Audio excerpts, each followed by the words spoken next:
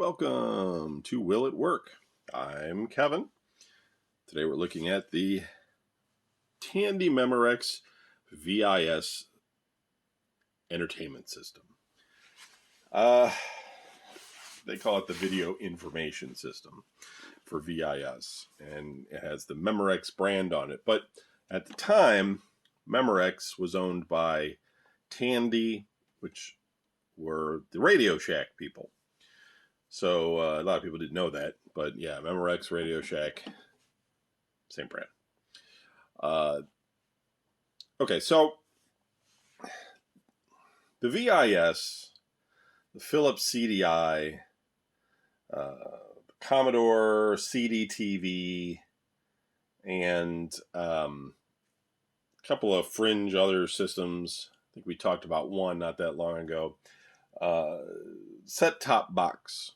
This was a thing that the consumer electronics industry was trying to do to capitalize on something that wasn't there. Imagine a world before there was web browsers, when I was growing up, and imagine you didn't have a web browser, right? So where were you going to get your information from? Like, where were you going to get access to an encyclopedia, or where were you going to get access to interactive information? The library, basically. If you wanted to do studying and things like that, you would go to the library. You could go to the store and buy magazines if it was probably a current thing that was going on. You could read about information there, television, radio, etc. But for the most part, things like Encarta and that sort of thing you could do on your PC, right? But the PC at that time, like in the 80s and things, in the 90s, a PC was really expensive. And most families didn't have one. If dad had a PC, it was probably not built with all of the entertainment functions in it, right? Now, there were enthusiasts at that time, of course, right? Like the 386s, 286, 386, there were sound cards. Kids were playing Wing Commander on games and stuff. But I think with Windows 3.1 and all that stuff, it wasn't all fully baked yet. And the internet wasn't a thing. It wouldn't be a thing until 96, 97. So, it existed, but you know what I mean? Like a thing in the terms of the World Wide Web and where people started getting all online and everything. So there was this thought process in the consumer electronic industry. Hey, I got an idea. Why don't we sell information on discs? Because these CDs can hold all this information, and we can give people this sort of set-top box that they could use for music, movies, and information, and we can, sell it to them.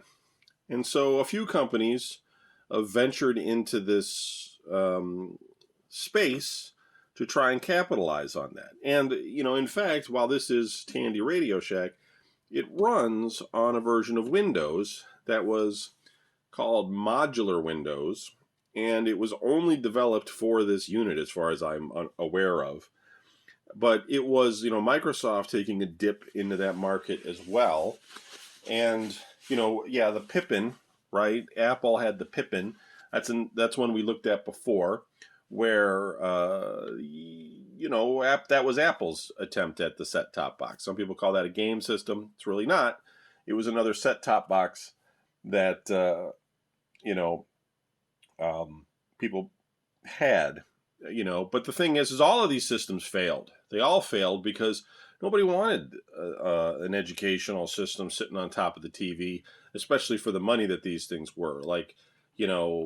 $1,000 in today's money or something for something that like this. And, they were capable of playing some games from the PC and everything, but, people were playing Nintendo and stuff at that point, and these things were just they weren't doing anything exciting. They just really weren't. They were just kind of like, hey, you've got a TV where you can hook this thing up to your television, and then you can have some stuff on your TV. So the thing is, some of them play games. Like, they all have some games on them. VIS has games, CDTV has games, etc. So game collectors sit there and say, well, this is a console. It plays games. So, we include it as a game console. Some collectors do. I collect them as well because I collect most anything that plays a video game, but it's really not, right? It's not a game system. It's a set-top box, and that also plays games. There's this fine line with collecting that you have to kind of think about all the time in terms of what something is, how it was marketed, and what people primarily used it for. And this was marketed as an information system. It was sold as an information system. I think most people that did buy it, I think maybe they only sold maybe 10,000 of these or something at best. And by sold, I mean they liquidated maybe 10,000 of them. I doubt it was even that many. Yeah, this is a really obscure thing. And in its heart, it's a very basic PC. Supposedly like compatible along the lines of what was called a Tandy Sensation, 1 megabyte of RAM, the standard 640 KB floppy disk kind of memory, and then a little bit of extra RAM on the back end.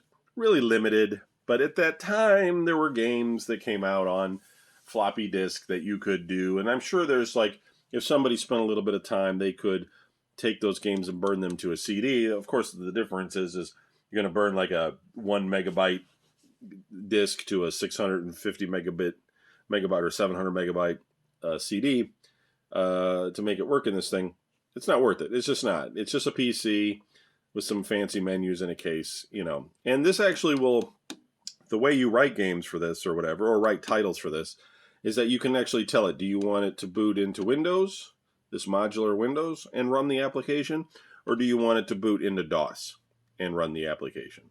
So, at the end of the day, that's all it's really doing. It's just sort of a prepackaged PC, and it's not wildly different than the other set-top boxes we saw. The Pippin is basically a Power Mac of some sort, or an Ultra Mac or whatever the heck it was called at that time.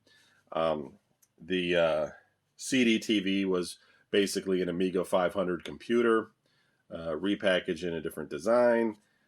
And maybe the CDI, the Philips CDI, was the only one that was sort of built specifically for this kind of purpose. And I would argue that the CDI was probably the most successful of the four, but it was still not successful, if you know what I mean. So anyway, the CDI, so I have 3 controllers for this for no unknown reason, because it's only a 2-player system. So it's you have to decide which player you're going to be with the Switch, and then you have a 3 and a 4 here. And so it's a 1, 2, 3, 4, A, and B. It's really bizarre, right? Digital pad, and this is line of sight. It's got infrared, so you got to keep it aimed at the thing in order to use it. Yeah, and it takes 4 AAA batteries, which is also kind of bizarre.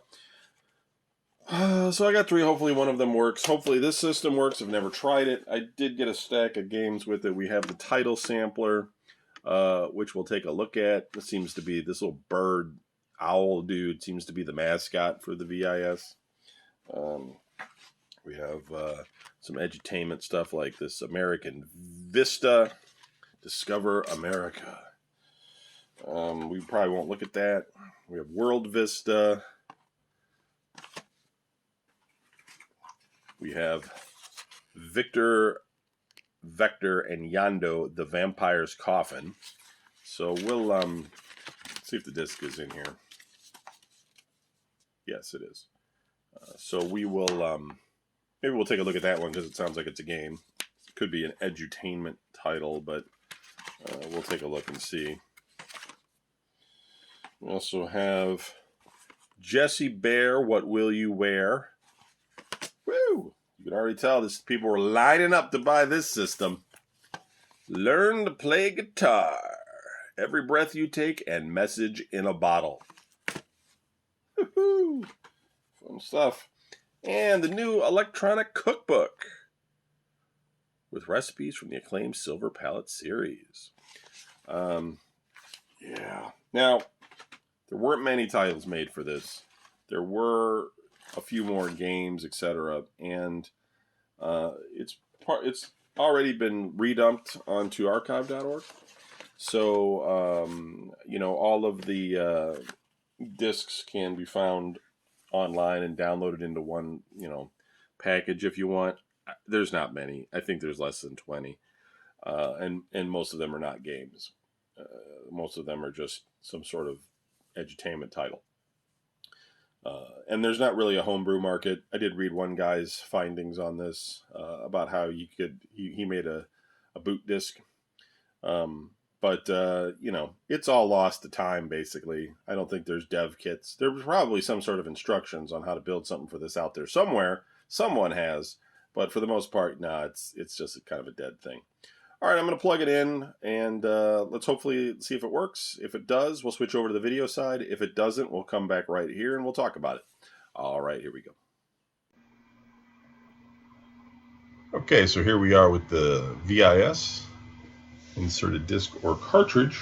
Looking good so far. We'll see if these rubber bands on here are working. We'll take a quick look at the title sampler first, since that's kind of what they would want you to do. There's a nice springy little drawer here. Early days, I guess they didn't want you to put your CD in too roughly. Okay. Let's see if that works. Sounds like it's working. Said it's authorized. All right. Looks like it loads. Sometimes I'm impressed that these things work.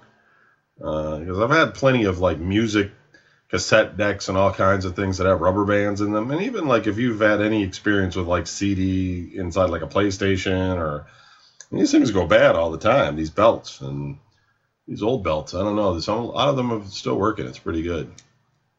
All right, so looks like my controller is functioning. I don't know, it's previews, other demos, and then there's the bird. Should we see what the bird is about first? Let's find out about the bird. I'll turn the volume up a little bit. Hey! Oh, I wonder how I'm going to get out of here. Is there anyone out there? Let me out of here! Oh, they said they wanted a cagey owl, but this is for the birds. Hey, you can help me. Just push a button on the controller, and not only do I get to fly the coop, but you'll see something that's truly new and amazing. VIS, the Video Information System. I got you thinking now, don't I? Come on, give a hoot, push a button. So this is obviously full motion video, but this was your first experience, especially if you saw this in the store in the 80s, you might be like, oh, this is like Dragon's Lair. This is amazing. Not really grasping. So I think a lot of people, that's kind of with the popularity of that game, Myst. People were impressed by Myst's quote-unquote graphics, but they were really just still images. But they hadn't seen computer graphics like that in a game before, and so they were looking at those graphics wow, I can't believe my computer is capable of having graphics of this quality. You just kind of want to tell people well, it's just a picture. It's not it's just full motion video.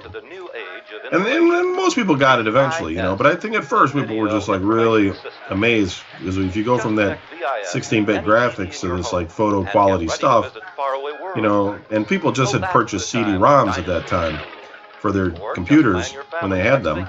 And Myst was a big selling point because it was something that could show people what your computer could do, even though it was just a slideshow essentially.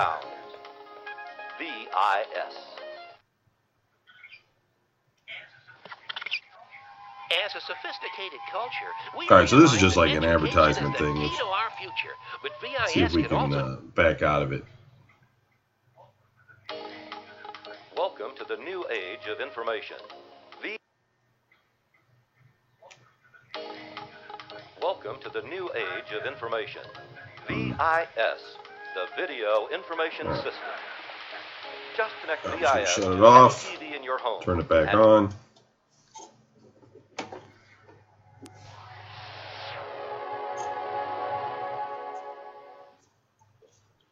There's a little control space on the bottom. Looks like you can plug in some headphones, etc.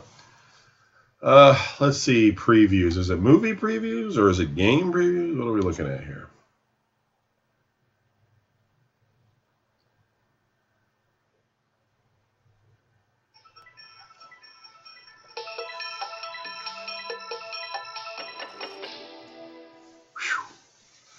Yeah, you can tell like now it's gone into like modular Windows mode. So let's look at fun, because we don't care too much about learning and information at this point.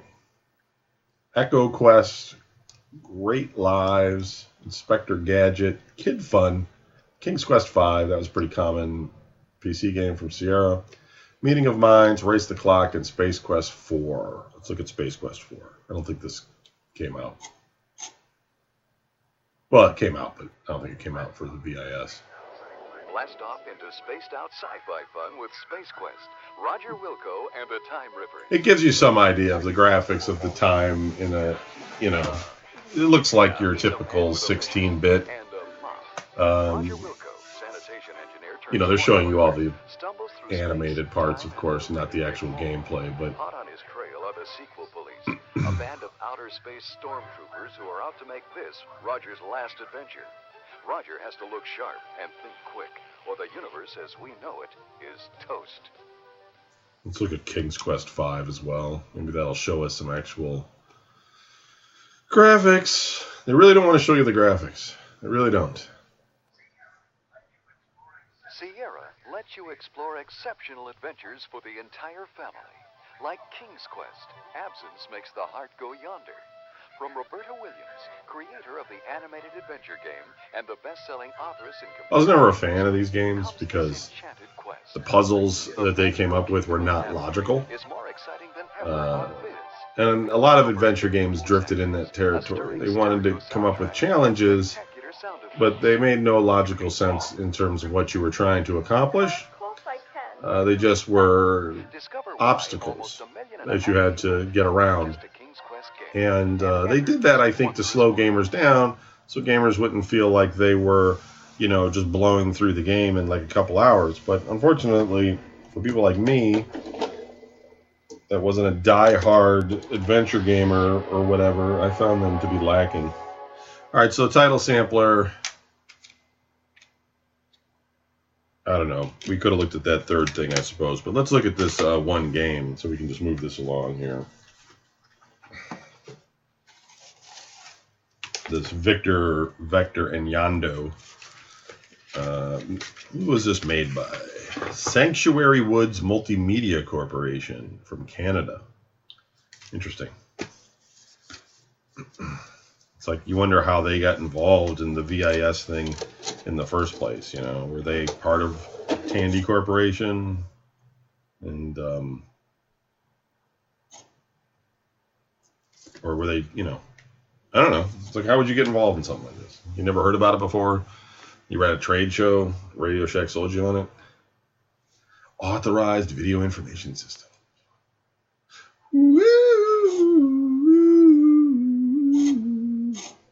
It's like this one's jumping into modular windows with the mouse on the screen. Press A to start.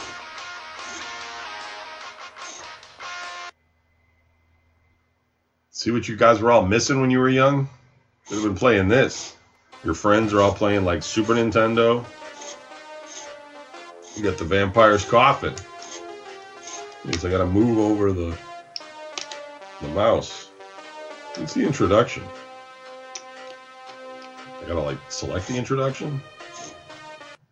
Or is it just gonna show me what it just showed me?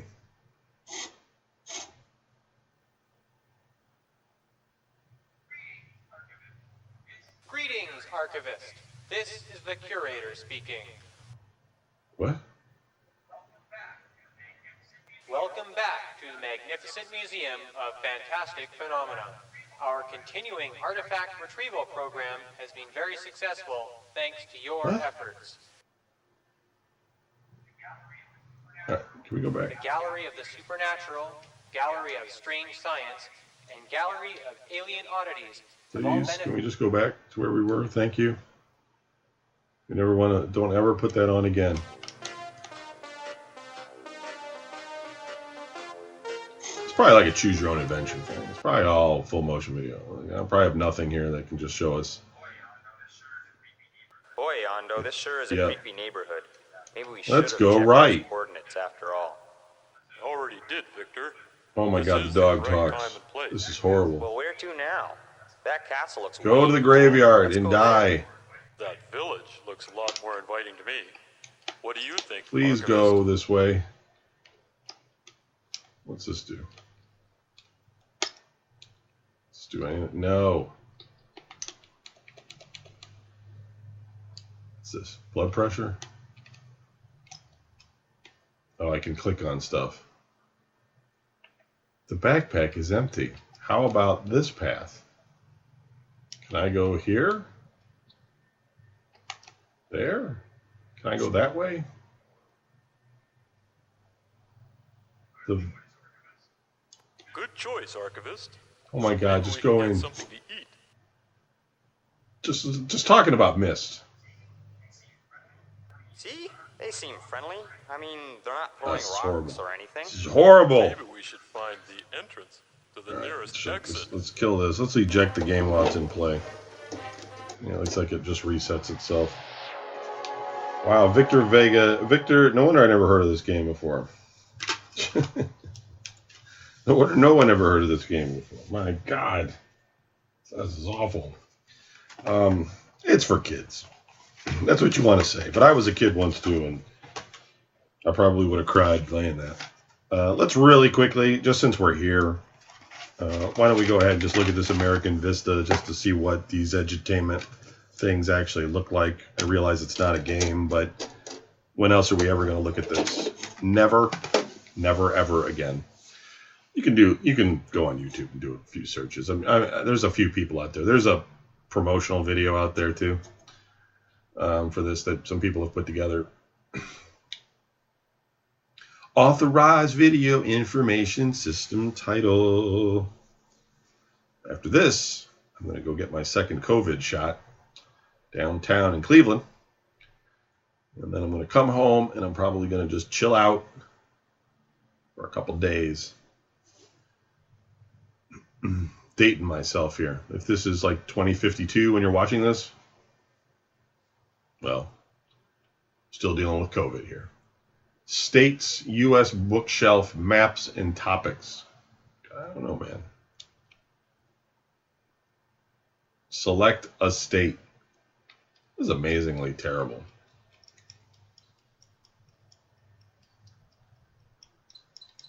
Thing is, they didn't have like interfaces that were pre-baked like this. You probably had to build it like from scratch. Maps, facts, pictures, symbols, general information. What do we got for maps? Locator, detail, topography, city, resources. Let's look at Cleveland. Select a city map. It's only 3 cities in Ohio. Cleveland, Cincinnati, and Columbus. Never mind Toledo or Dayton or anything. Please wait. Loading map. Youngstown. Well, this is exciting. We're in the middle of the lake, looking at Pelee Island. So this is what you had to do before there was Google Maps, I guess. Oh my God, this is awful.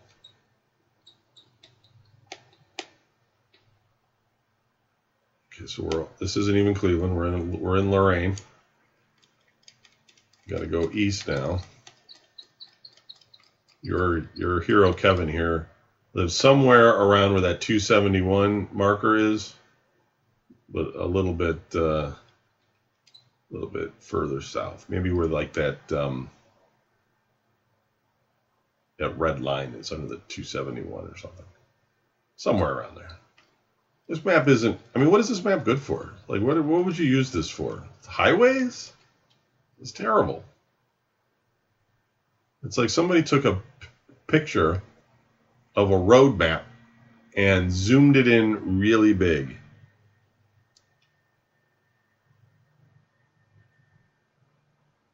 It was awful. I'm really kind of disturbed by this whole application. I bet people that did buy this brought it back. They were like, yeah, guys, it doesn't work. I put it in and everything, and some stuff came on the screen, but yeah, it wasn't good. My kids were crying. Pictures of Ohio. That's Cleveland, I believe. That church right there in the bottom right that looks like something out of like Vampire's Castles in downtown Cleveland. Could be somewhere else, though. I mean, it's 2021 right now. Cleveland doesn't look like all this, but the castle's still there. How do I go to the next one? Do I push right? Oh, it's Columbus. Columbus, Ohio. It might be Columbus. But we have that same evil castle.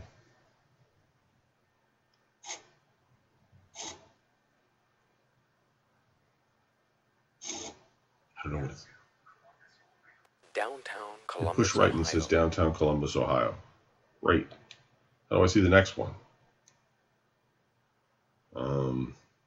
B? B is probably back. Fuckers.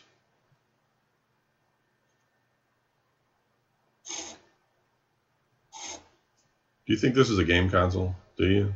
I don't. Shouldn't be included. Is it a collectible? Nobody's gonna ever want to buy it. Hit A. Does that give me a different picture? No. How about 1, 2, 3, 4? No. Nobody wants to know the main menu. Stop it. Let's look at Arizona. They might have more than one picture. You would think you push right, you would select a different picture. Okay, you got to push up.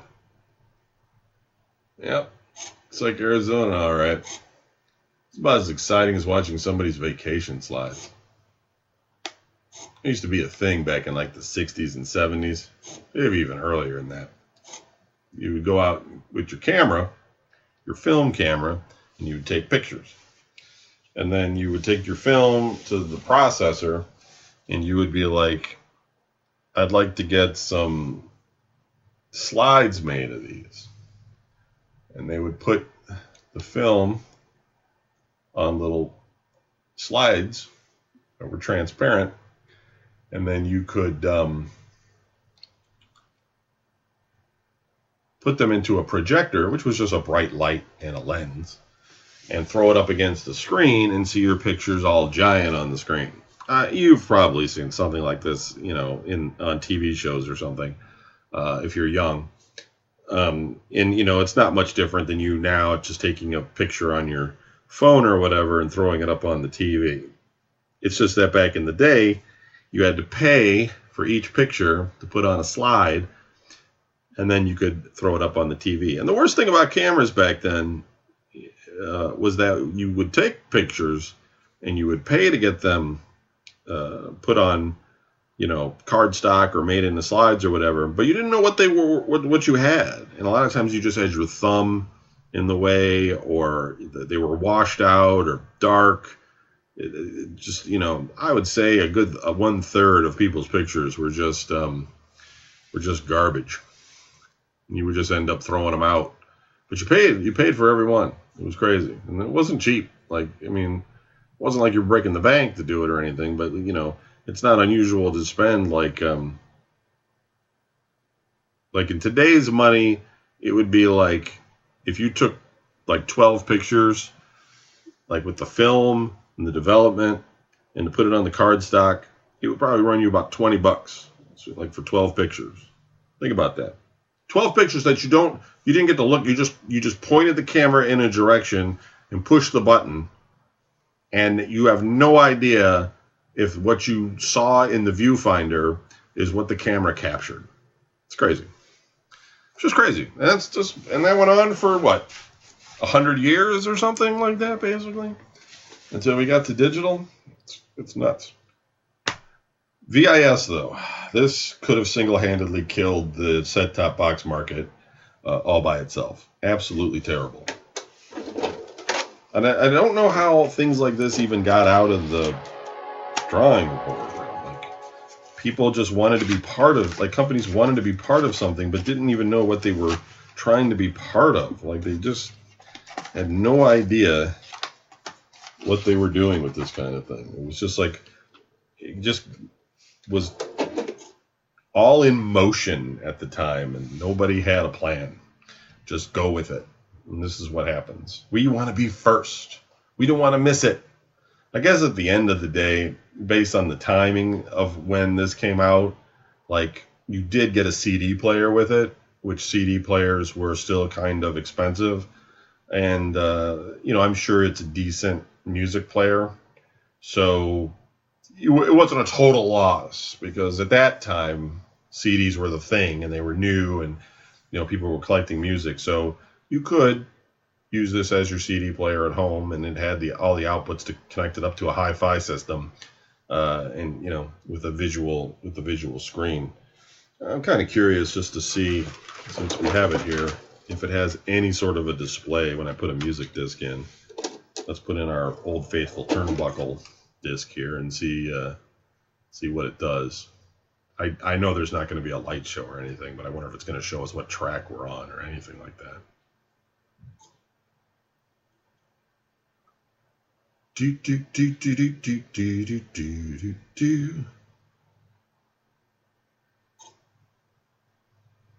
It's not sure. It's like, what am I looking at? Oh, it's going into Windows mode. Yeah, so it went into like a Windows CD player.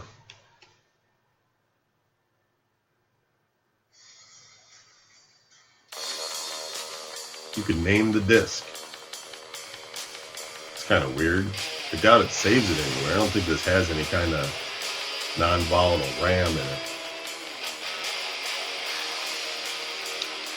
But I mean, I guess, this alone, like back in the day, I mean, your Sega, until the Sega CD came out, it couldn't play a CD.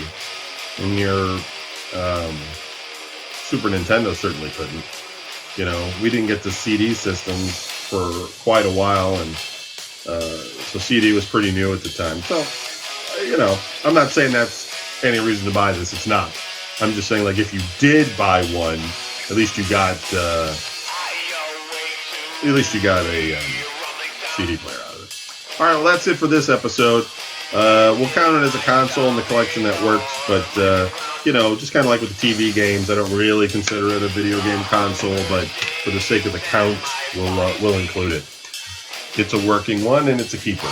Thanks, and we'll hopefully watch one about a real game system shortly.